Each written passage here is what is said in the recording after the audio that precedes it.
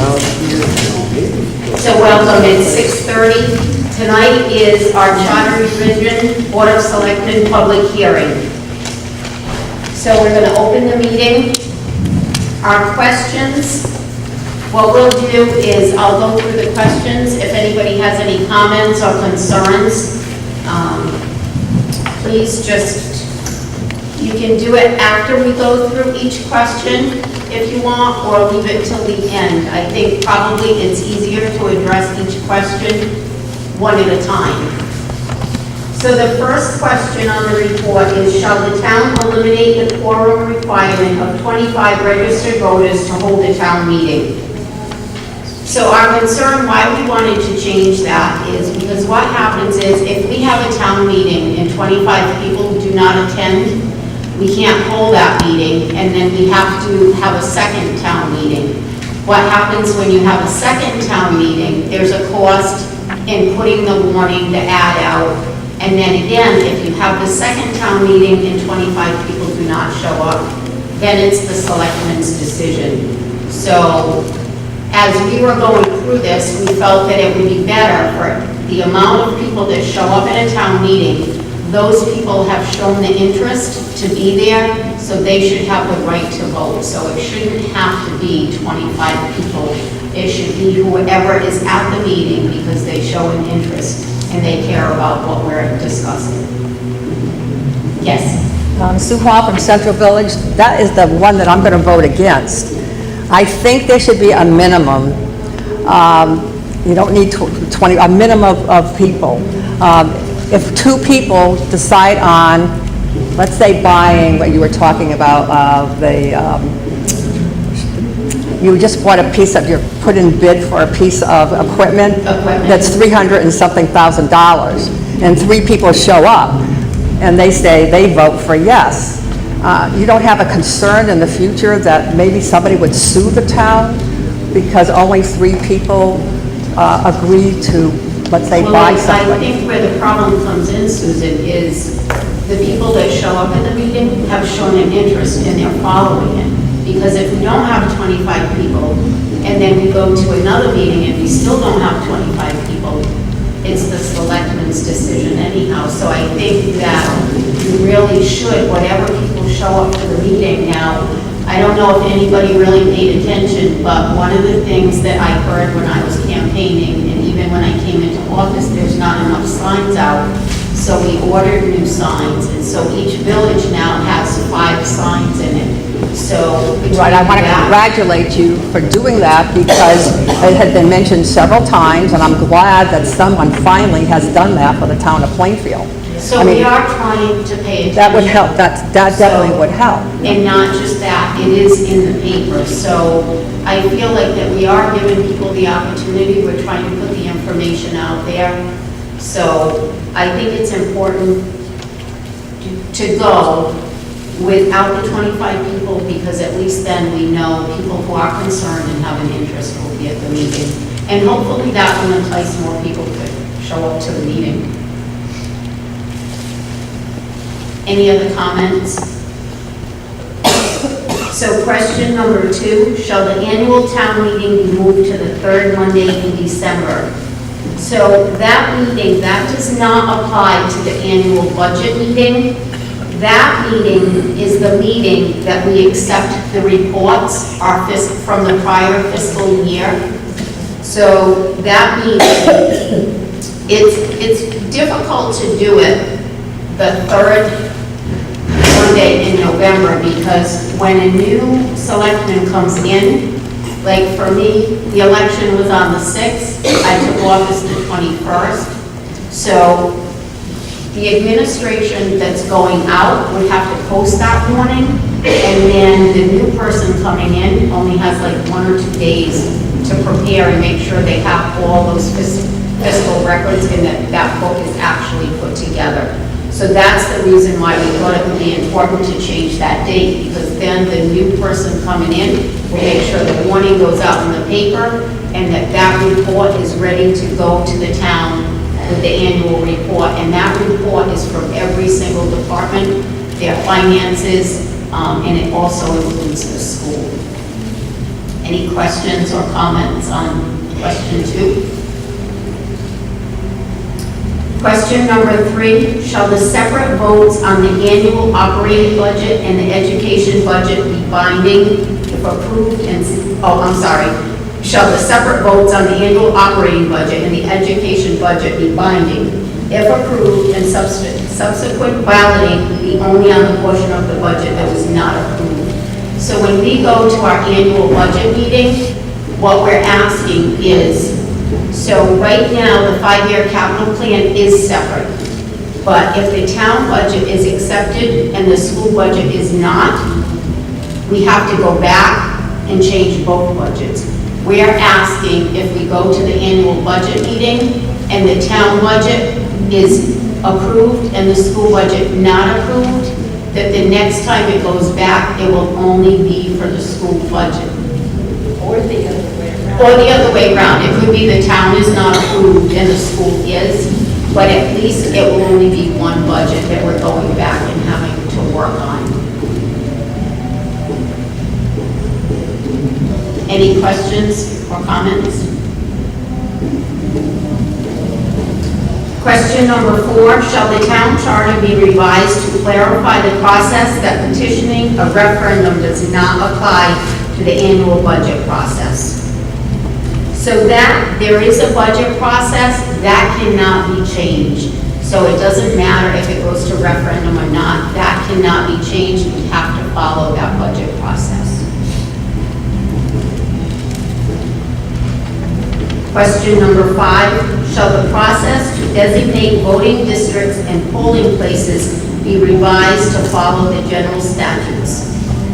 So originally, when we looked at that, we wanted to be able to have only 1 or 2 polling places. But what that question really is, it will only allow us at this time to change the districts and the boundaries. It will not change the voting places, but it will enable us in the future to be able to change the voting places. So because of the statute, we have to change it this way first, and then we can just go to a town meeting instead of having to change the charter to be able to change the polling stations.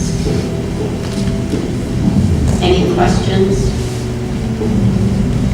Question number 6. Shall section 4-3 of the town charter be revised to remove language about how long elected officials shall hold office? So Louisa, if there's any questions or concerns, she'll be able to explain both question number 6 and 7. Louisa will respond to. Do you want me to make any comments? If you want, Louisa, you can comment on that, please. Okay. I did write it down this time so I get it right. So basically, we're removing what says, and they shall hold office until their successors have been elected and qualified. And this is just clarifying the terms of elected officials, which is already done in section 4-1, which has all of the terms of all of the boards and the members. So basically, this is just clarifying the terms of the elected officials. Lisa, I actually have a question. Is this how the questions are going to appear on the ballot? Like this, shall? Yes. Yeah, probably yes. Because unless somebody has followed it, they would really not understand what that question means. So part of the process is going to be to publish these questions, and there'll also be explanatory text. And, I mean, you're right that if you're not following it, it's kind of going to be, well, it's kind of going to be hard for people that haven't followed it to understand some of these. But there will be explanatory text, and it will be available in my office, and it'll be published ahead of time. So hopefully people will pay attention. Okay. Thank you. Any other questions or comments? So question number 7. Shall section 4-4 of the town charter be revised to clarify that a person appointed to fill the vacated seat of an elected official shall serve for either the unexpired portion of the term or until the next town special or regular election? And again, Louisa will comment to that. So if you notice, well, you don't notice because you don't have it, but previous meetings, we passed out a spreadsheet. And there was a section that was just clarifying, it said any vacancy in any other elective town office except the first selectman would be appointed until the next election. And basically, just so you know, those elective town offices that Section C talks about are the 2 selectmen, the town clerk, and the tax collector. Those are the only other elected officials other than board members. And it went from until the next town election to until the next town special or regular election. And that, part of that was just to make sure in case we did have a special election for a town clerk or a tax collector or one of the selectmen that might have left in between a term, if for some reason the board of selectmen decided to have a special election, it wasn't noted in the charter. So we just added that special or regular election. And section E of that was about the term ending again. And we just split it into 2. So now there'll be a section E and a section F, which is going to clarify the terms, the end of the terms of somebody who is appointed to fill a vacancy. And it also removes the language that indicates that a person appointed to fill a vacancy would have to serve after election day if nobody ran for the rest of that term. Any questions, comments? Question number 8, shall the town of Plainfield remove jury committee and medical center board of directors from the town charter due to they no longer exist? And that's pretty easy, it's just to eliminate it because they don't exist anymore. Question number 9, shall the newly elected selectmen have until March 15th to appoint town council? And that just gives the new selectmen coming in a longer period to be able to meet with different law firms and to negotiate. Any questions? Okay. Let's see. How many people are here tonight that are not on a committee, a commission, or work for the town of Plainfield? Please stand up. 2. Everybody else here is on a commission, committee, or works for the town of Plainfield. So what? So what? Well, the signs were out for the first time.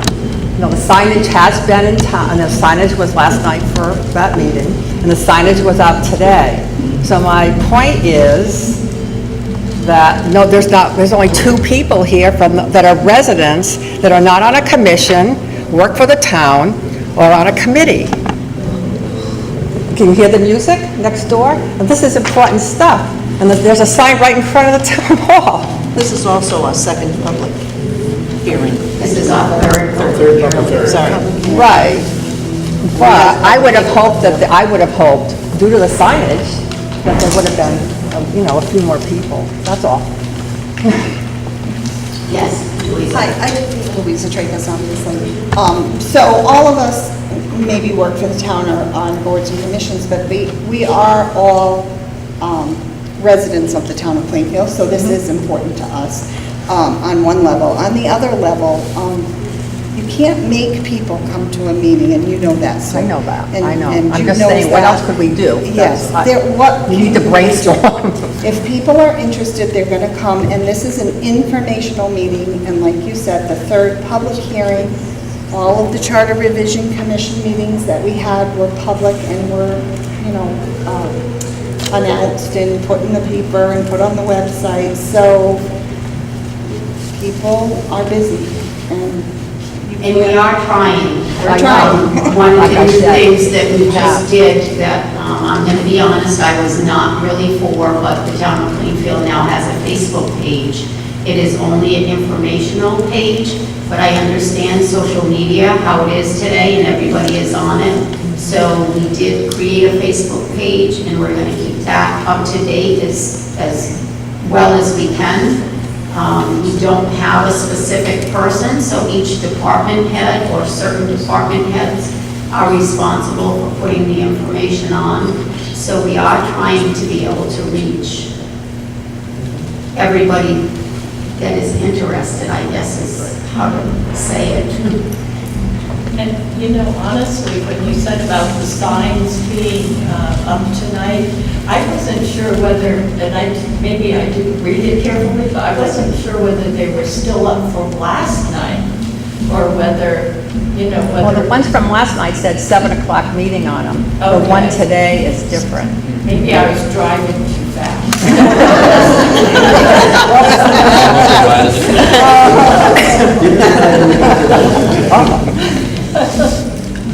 Thank you, Susan, for your comments. So do we have any other comments or questions? So at this time, the town hearing will end. Thank you for coming out.